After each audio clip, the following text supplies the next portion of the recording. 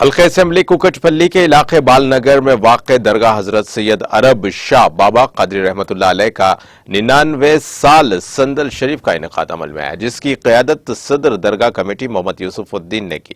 عرس شریف کے موقع پر وزیر داخلہ محمد محمود علی نے مہمان خصوصی کی حیثیت سے شرکت کر کے درگاہ پر چادر گل پیش کی۔ اس موقع پر وزیر داخلہ محمد محمود علی نے ریاست کی ترقی اور عوام کی خوشحالی کے لیے دعائیں بھی کی۔ اس موقع پر رکن اسمبلی کوکٹپلی ایم کرشنا راؤ، رکن قانون ساز کونسل فاروق حسین اور حلقہ اسمبلی کوکٹپلی سے تعلق رکھنے والے تمام کارپوریٹرز اور عقیدت مندوں کی کثیر تعداد نے شرکت کی۔ کوکٹپلی حلقہ اسمبلی کے اقلیتی صدر ایم ڈی نصیر الدین نے تمام مہمانوں کی گلپوشی کی۔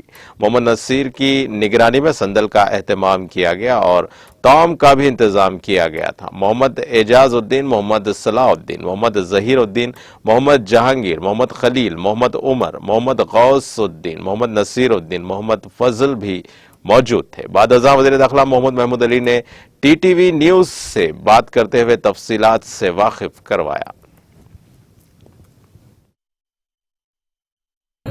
آج میرے لیے بڑی فخر کی بات ہے کہ درگاہ عرب شاہ بادشاہ بابا کی درگاہ پر آیا ہوں، اور خاص کر کے یہاں کے جو صدر صاحب ہیں جناب محمد نصیر صاحب، ہمارے اعجاز بھائی صاحب، ابراہیم بھائی صاحب، ظہیر بھائی صاحب، سلام بھائی صاحب، اور تمام یہاں کے خاص طور سے ٹی آر ایس کے قائدین اور بہت سے یہاں کی عوام بھی میرے ساتھ آج اس درگاہ شریف پہ زیارت کے لیے آئی ہے۔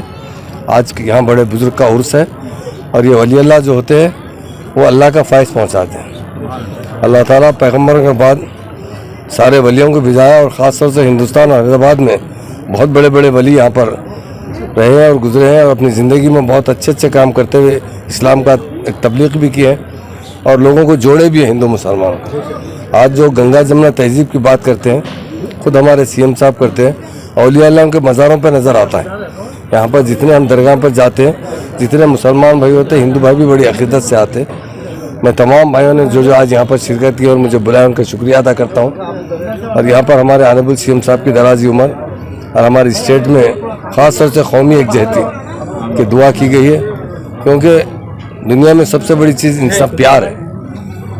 انسان میں اخلاق اور پیار بہت اہمیت کے حامل ہے، اور یہاں اولیاء اللہ کے پاس ہم دعا کرتے ہیں اللہ ہم تمام مسلمانوں کو اور جو ہندو بھائی بھی ہیں یہاں رہنے والے سبھی کو اچھا رکھ۔ اللہ تعالیٰ سے دعا فرمائیے، آپ نیک ولی ہیں، آپ جو کہتے ہیں اللہ تعالیٰ قبول فرما لیتا ہے۔